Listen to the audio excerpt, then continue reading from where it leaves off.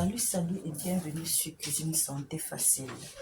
Dans cette vidéo, je vais vous montrer comment apprêter et cuisiner le coquille camerounais. Comment est-ce que nous apprêtons, comment est-ce qu'on apprête avant de cuisiner. Déjà, vous devez trier le coquille là. Je vais vous montrer. Là, c'est deux. Je vais mesurer là.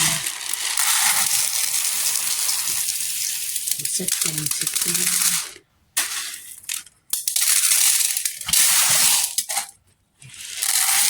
J'ai une mesurette. Voilà, deux mesurettes. Donc là, c'est deux mesurettes. Vous allez prendre le coquille, vous pouvez les prendre en graines entières. Mais là, je n'ai pas, j'ai acheté ce qui était déjà concassé. Et j'ai un peu trié. Donc, vous devez enlever la saleté, trier les graines gâtées, enlever tout ce qu'il faut, enlever les cailloux. Et vous devez tremper. De préférence, si vous voulez cuisiner, vous trempez la veille, la nuit, et vous retirez le matin. Vous lavez et vous écrasez. Donc, ce que nous allons faire, c'est trier, tremper, généralement pour enlever la saleté. Voilà comment je procède.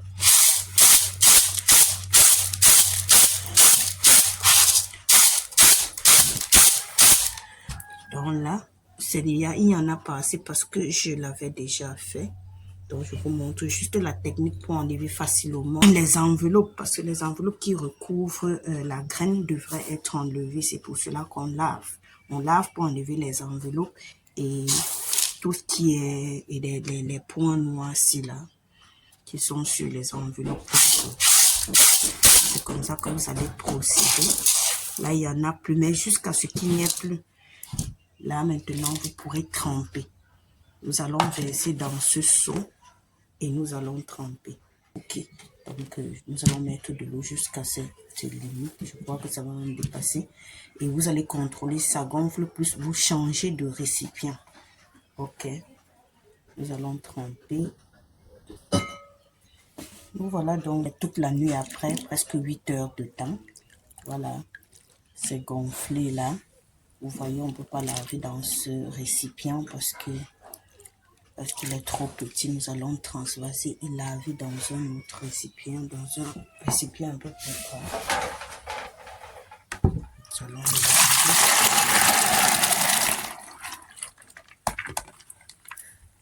Nous allons laver pour enlever les enveloppes du coquille et toutes les taches noires, tout ce qui est trié avant d'écraser.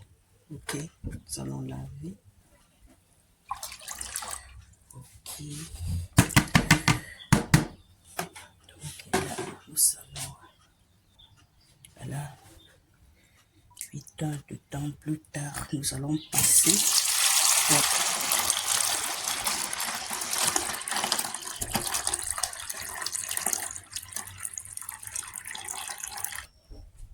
Et voilà. Vous avez vu ce qui est sorti. Donc, ces enveloppes qu'il faut enlever. Voilà, c'est ça qu'il faut enlever. Vous voyez, il n'y en a plus assez. Si vous n'aviez pas nettoyé comme je l'ai fait au début, vous deviez avoir des enveloppes, plus d'enveloppes que ce que j'ai là. Et ça devait, là, quand vous ne procédez pas comme j'ai montré, là, vous perdez beaucoup de temps parce que vous allez laver, vous allez prendre beaucoup de temps à laver. Voilà, on va continuer jusqu'à ce qu'on n'ait plus ces enveloppes-là.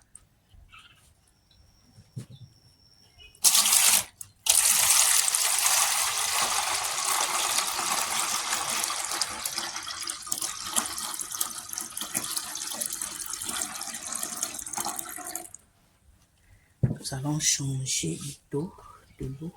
Là, en version de l'eau pour continuer à laver. Puis nous allons trier parce que à un certain niveau, il faudra arrêter de trier juste les quelques déchets qu'on pourra encore retrouver.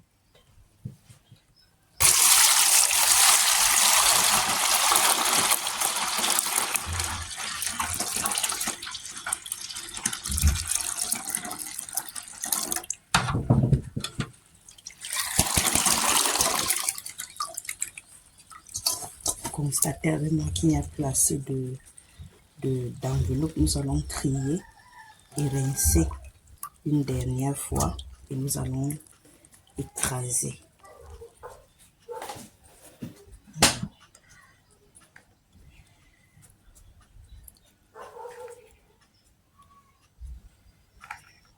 Vous trier ainsi tout ce qui est tout noir. Là, généralement, on enlève les enveloppes pour éviter les maux de ventre, les troubles digestifs et les problèmes de ballonnement et de gaz. Sinon, il y a certains haricots qu'on utilise avec leurs enveloppes, donc on trempe simplement et on écrase directement après. J'aurai l'occasion de vous montrer comment réaliser ce genre de coquille-là. Donc là, vous allez trier et enlever tout ce qui est comme ceci.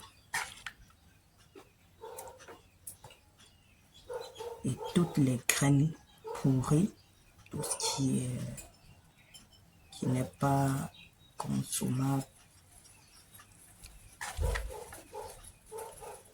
Puis nous allons rincer. Ok, là c'est propre. Vous voyez, j'ai terminé de trier. Tout ce qu'il y avait à enlever, j'ai enlevé. Je vais maintenant y ajouter une bonne quantité d'eau propre et je vais rincer une dernière fois pour écraser. Pourquoi est-ce que je procède ainsi? C'est au cas où il y aurait encore du sable. Parce que généralement, il y a du sable dans le coquille. Donc, à la fin, il faut toujours laisser dans une grande quantité d'eau propre. Enlever avec la main, comme je fais là avec vos mains. Et vous essayez de laisser, parce que vers la fin, là, vous allez voir, il y a toujours un petit fond là, où on retrouve toujours un peu de sable. Donc, ça vous permet aussi d'éviter de ramasser avec du sable. Et vous n'êtes pas obligé de tremper votre coquille la nuit. Hein. Si vous avez fait le marché en journée, vous pouvez toujours tremper parce que le coquille peut faire 1 heure dans l'eau. On pourra déjà écraser 2 heures. Ça va dépendre de vous, mais à partir après 1 heure de temps, c'est déjà bon. Vous pouvez tremper pour 1 heure de temps. Mais moi, j'aime bien tremper la nuit pour que ce soit bien gonflé, que ça ne me dérange pas parce que la texture est différente quand on trempe moins d'heures. Et c'est plus savoureux quand on a trempé plus de 2 heures de temps en tout cas. Ça permet d'avoir, et c'est aussi bien pour le ventre. Nous allons y ajouter simplement du piment, de l'huile rouge pour ce côté. Je vais utiliser des millilitres d'huile rouge, du piment, un peu de sel gemme pour le ventre ou du bicarbonate. Ça dépendra de vous. Si vous n'avez pas le sel gemme kanwa comme on dit ici, vous allez utiliser le bicarbonate. Vous mettez juste un tout petit peu. Nous allons accompagner le coquille d'aujourd'hui de la patate douce. Voilà, c'est bon. C'est bon. Puis ok, voici donc la composition de notre menu d'aujourd'hui. Le coquille camerounais à la patate vapeur. Donc, nous allons, voilà donc ce que je vais faire aujourd'hui. Nous allons voir étape après étape comment je vais procéder. Ok, voici la suite de la préparation du coquille camerounais. Là, j'ai écrasé le coquille avec du piment uniquement. J'aurai besoin d'huile rouge bien diluée là. L'huile rouge, ça c'est des millilitres d'huile. Du sel, ça c'est le kanwa, le sel gemme comme on appelle le Cameroun. Alors qu'on appelle ça soit natron, du natron ou du sel gemme. C'est ça que j'ai pris une quantité de poudre que j'ai trempée dans de l'eau tiède là. Ça c'est de l'eau tiède pour notre coquille. Donc nous allons commencer par saler. Ça c'est de l'eau tiède pour le coquille. Nous salons d'abord. Nous allons commencer par saler le coquille. Vous mettez d'abord une quantité de sel et vous contrôlez, vous rectifiez l'assaisonnement au fur et à mesure. Je n'ai pas une quantité fixe. du sel et nous allons tourner. Nous allons tourner jusqu'à ce que le mélange devienne léger. C'est bien que là, je tourne depuis presque 5 minutes. Et vous ne changez pas de sens. C'est un peu comme lorsque vous faites des gâteaux. Si vous prenez un sens, vous maintenez ce sens-là. Vous tournez dans le même sens jusqu'à la fin. Là, c'est déjà un peu léger. Je vais y ajouter un peu. D'abord ajouter de l'huile. Je vais continuer à tourner. Là, ça va dépendre. Parce qu'il y a des huiles qui sont vraiment, qui regardent leur couleur ou certains qui ne sont pas de bonne qualité. Celles qui ne sont pas de bonne qualité, vous aurez besoin de mettre un peu plus si vous voulez la texture rouge. Ça ne veut pas dire que vous ne pouvez pas faire du cookie sans huile. Parce que pour les personnes, pour les diabétiques par exemple, lorsqu'on fait du cookie ou des gens qui ont des problèmes de gras, et ces personnes, elles peuvent toujours faire manger du cookie, mais la seule différence, c'est que la texture, la consistance de leur cookie après cuisson ils n'auront pas la même texture que celles qui ont utilisé de l'huile rouge. Donc, si vous utilisez, généralement, moi, je mets de l'huile rouge, mais pas tellement rouge. Ce sont les mamans qui mettent assez d'huile parce qu'on aime quand c'est rouge. Donc, si vous ne supportez pas l'huile rouge, vous pouvez même faire avec de l'huile raffinée. Mais pour la couleur rouge, pour avoir la couleur rouge ou jaunâtre, parce qu'on a tendance à dire rouge, alors que des fois c'est la couleur orangée qu'on a. Donc, si vous voulez avoir cette couleur orangée, vous allez mettre assez d'huile rouge. Si vous voulez que ce soit plus foncé, vous en ajoutez. Ça va dépendre de vous. Donc, vous pouvez faire du cookie avec ou sans huile. La différence va se retrouver juste au niveau de la texture de votre cookie après cuisson. Le cookie sera un peu plus lourd. Ça ne sera pas moelleux. Bon, parce que ce sont les gras. C'est l'huile qui va rendre donc votre cookie plus moelleux. Donc voilà, voilà. C'est bien léger, je vais y ajouter. Ça prend beaucoup de gras. Pour cela, quand ce menu, c'est juste comme on appelle menu, c'est un plat plaisir.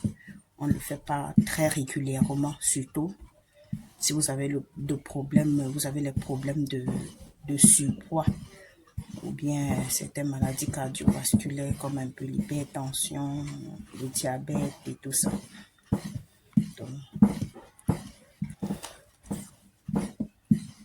le cookie, c'est un repas très riche en protéines d'origine végétale, parce que c'est uniquement des légumineuses. On a juste des légumineuses, du sel et du gras, accompagné de la patate douce ou de n'importe quel tubercule de votre choix. Là, j'ai versé le reste d'huile, donc j'ai utilisé demi-litre d'huile rouge. Je vais rectifier l'assaisonnement. Ce n'est pas assez salé. J'ajoute un peu de sel encore. Il faut tenir compte du fait que vous allez verser de l'eau. C'est pour cela que quand vous goûtez, ça devra être un peu plus assaisonné. Comme ça, en y versant de l'eau, ça va réduire l'assaisonnement. Donc, en tout cas, vous faites à votre goût. Là, je vais ajouter le sel gemme, comme c'est de l'eau. C'est affiné, nous allons emballer. Moi, j'aime faire ça liquide. J'ai déjà passé à enlever la saleté. Donc là, vous allez tourner. Nous allons ajouter de l'eau tiède. Voici la mesurette que nous avons utilisée pour mesurer notre coquille. Je vais d'abord prendre une mesurette que je vais verser. en contrôlant que c'est encore l'eau. Je vais tout verser.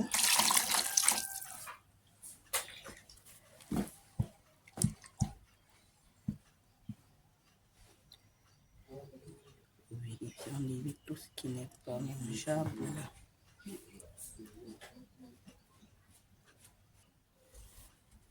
Là, c'est un peu plus lourd.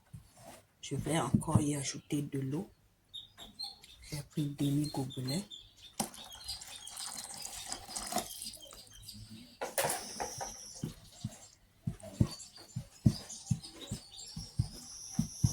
Si vous avez trempé votre cookie juste 1 heure, si vos cookies n'ont pas passé toute la nuit dans l'eau, il faudra ajouter un peu plus d'eau. Il faudra que le mélange soit un peu plus léger que ça. Donc, un peu encore. C'est bon. Je crois qu'à ce stade-ci, c'est bon.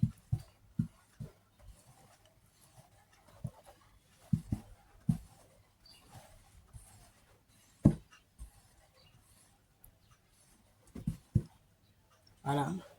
Là, c'est bon. J'espère que vous voyez. C'est bon, nous allons emballer. Je vais utiliser les plastiques. Les plastiques pour envoyer, ça, ce sont les plastiques biodégradables pour notre cookie. Donc, ceux qui ont besoin des plastiques, je pourrais utiliser les feuilles de bananier, mais je n'ai pas prévu, je n'ai pas prêté les feuilles. Voilà pourquoi je vais utiliser pour cette préparation ces plastiques biodégradables.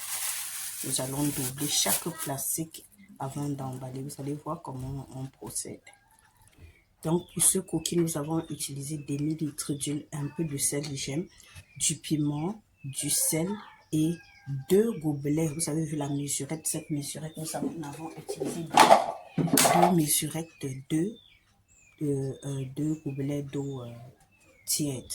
Donc, voilà comment nous allons procéder. Je disais, si vous avez trempé vos cookies juste 2 heures, 2 à 3 heures, sachez que vous devez mettre un peu plus d'eau. Donc, ça ne sera pas 2 gobelets d'eau. Vous allez mettre même 2 gobelets et demi pour que ce soit. Parce que quand le cookie n'a pas bien gonflé, en fait, quand vous mettez dans les feuilles, ils vont continuer à gonfler. Alors, quand c'est bien gonflé, on a une consistance qu'on doit garder.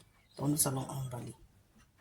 Et j'ai oublié une chose. Tout à l'heure, avant de commencer, j'ai mis mon eau à chauffer parce qu'il faut toujours mettre de l'eau au feu avant de commencer à tourner le cookie pour l'utiliser. Parce que lorsqu'on emballe dans les plastiques, que ce soit même dans les feuilles de bananier, lorsqu'on emballe, on met directement dans de l'eau bouillante.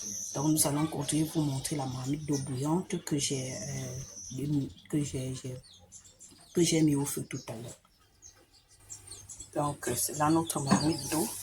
Là, c'est en train de bouillir.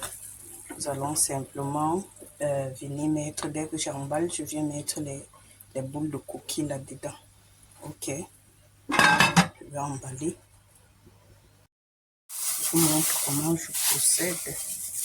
Je prends un plastique là. Je prends le second. Et je double comme je fais là. J'espère que vous voyez, doubler. Et je prends mon cookie et tourne dans le même sens.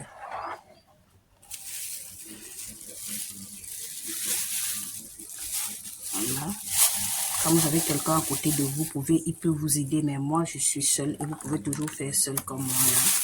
Vous devez faire de telle manière enlever l'air dans le plastique. Quand c'est là, vous tenez là. Quand vous avez tenu à ce niveau, vous avez enlevé l'air, vous roulez. Quand vous avez terminé de rouler, vous prenez un côté, vous attachez avec. Voilà donc comment on va procéder. Vous allez attacher comme ceci. Faites la même chose. Vous ouvrez votre plastique, j'espère que vous voyez. Vous prenez le second. Faites la même chose. Vous là. Prenez votre cookie. demi là. Vous y versez. Vous arrêtez juste là où le coquille s'arrête. Vous faites sortir l'air. Vous roulez. Prenez un côté. Vous attachez avec.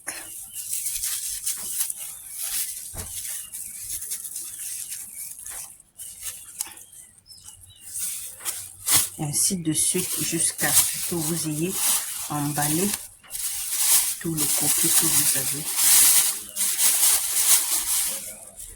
Voilà.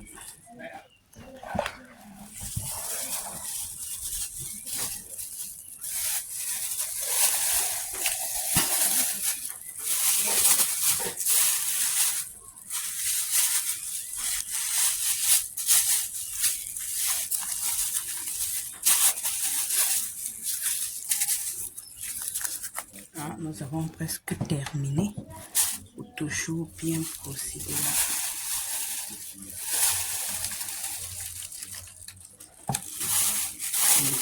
Là. Faites sortir l'air. Voilà ça. Tenez, vous roulez et vous prenez un côté. Là, nous avons terminé. Nous allons voir comment c'est au feu. J'ai à tourner au feu. Nous allons voir comment c'est. Ok, voilà. Voilà. J'ai mis le coquille au feu. Voilà, c'est en train de bouillir. Vous voyez la quantité d'eau qu'il faut laisser dans la marmite lorsque vous faites bouillir le coquille. J'espère que vous voyez bien. Les boules de coquille doivent rester dans l'eau.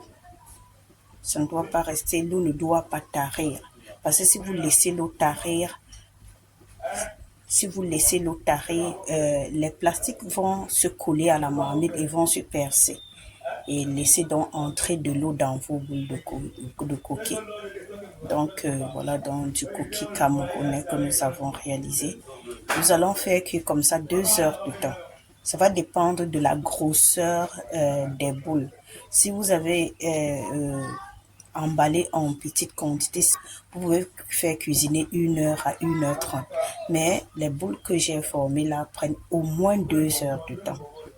2 heures, c'est bon. Et vous pouvez manger, garder, vous pouvez garder pour manger après, vous pouvez garder au frais pour 1 semaine au moins. Ok, voilà donc nous laissons le coquille cuire, ça va rester comme ça jusqu'à ce que ça cuise. Donc nous allons revenir dans 2 heures vérifier, 2 heures pour enlever et je vais vous présenter comment c'est. Entre temps donc je vais apprêter la patate et je vais faire bouillir. Ok. Voilà. Nous voilà donc 10 minutes après. Voilà. Vous voyez, le coquille a cuit. Et c'est dur. Donc voilà 10 minutes après. Le coquille a cuit. Nous allons enlever et mettre les patates au feu. Là, nous allons mettre les patates au feu.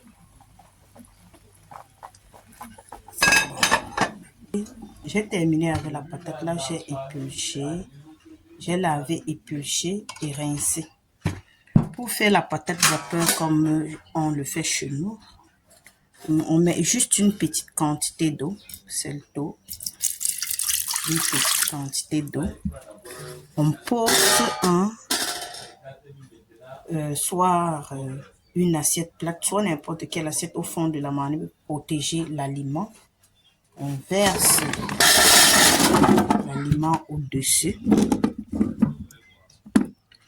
Quand vous laissez la patate hors de l'eau, voilà ce que vous allez avoir. Ça, c'est parce que j'ai retiré de l'eau depuis. Donc, c'est pour ça que ça a cette couleur-là. Et parce que c'est une patate qui a fait au moins 1 semaine. Donc, quand vous achetez les trucs et que ça traîne à la maison, ça commence un peu à sécher, à changer de couleur. Donc, c'est ainsi que nous allons faire.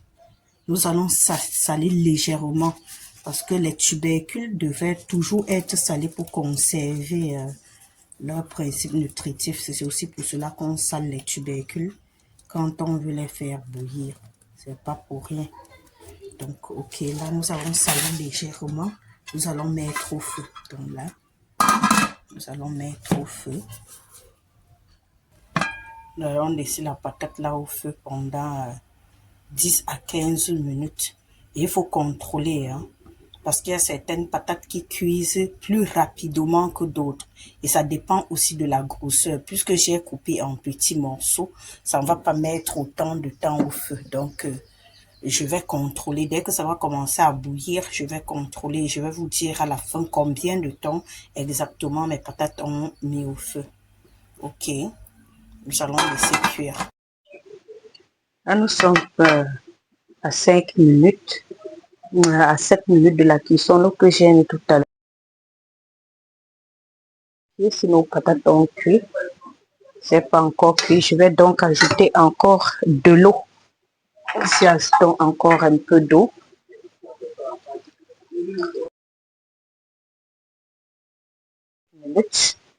Nous continuons la cuisson.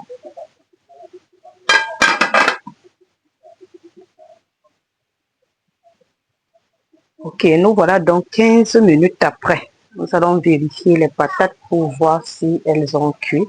Voilà, vous voyez, on pique facilement. Je crois que vous voyez, ça a bien cuit. Là, nous avons terminé notre menu d'aujourd'hui. Je vais vous faire la présentation du plat. Nous sommes au terme de notre assiette d'aujourd'hui. Nous avons réalisé du coquille avec de la patate douce. Vous convenez avec moi qu'avec la richesse de la patate en vitamine A, en vitamine B6, en vitamine C, certes la vitamine C, nous l'avons perdue lors de la cuisson parce que la vitamine C ne supporte pas la chaleur.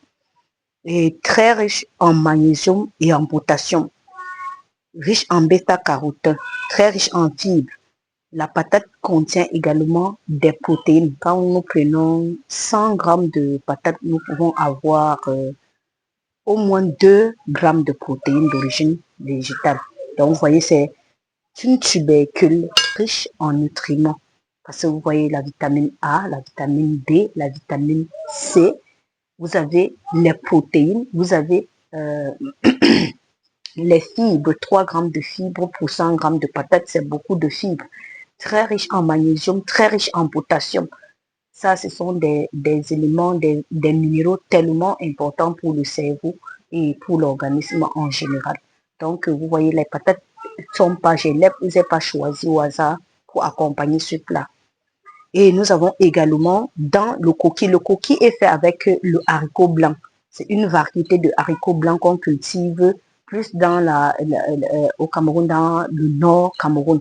Donc, c'est dans cette région-là qu'on cultive ces haricots-là. Donc, et le haricot blanc fait partie des légumineuses. Et les légumineuses sont riches en protéines d'origine végétale de très bonne qualité, très riche en protéines, très riche, contient également des minéraux et d'autres vitamines. Voilà donc la combinaison de ces deux aliments apporte énormément à l'organisme. Ce menu est très bon pour la peau, c'est très bon pour la vue à cause des bêta-carotènes, de l'huile rouge et de tous les autres principes nutritifs. Très bien pour le cerveau également. Peut-être un peu difficile parce qu'il y aura un peu plus, puisque nous utilisons beaucoup de gras. Ce qu'il va falloir faire, c'est que généralement, quand vous réalisez du coquille, essayez de mettre peu d'huile rouge. Ne cherchez pas à tout prix à avoir une belle couleur jaunâtre, orangée que nous avons là. Vous pouvez ne pas avoir la couleur, mais garder, bénéficier des principes nutritifs de très bonne qualité. Donc, voilà ce que j'ai tenu à vous présenter aujourd'hui. Ce bon plat, voilà, nous avons terminé. Vous avez vu quand c'était cuit. Voilà comment on procède pour enlever. Je vais couper simplement là. Là, dans notre boule de coquille. Là, j'ai eu 10 boules de coquille comme ceci. 10 boules de coquille avec notre mesurette là. Là, vous prenez la quantité qu'il vous faut selon l'âge et vous pouvez consommer ça. 2 enfants peuvent en prendre, très riche en protéines. Voilà donc notre coquille.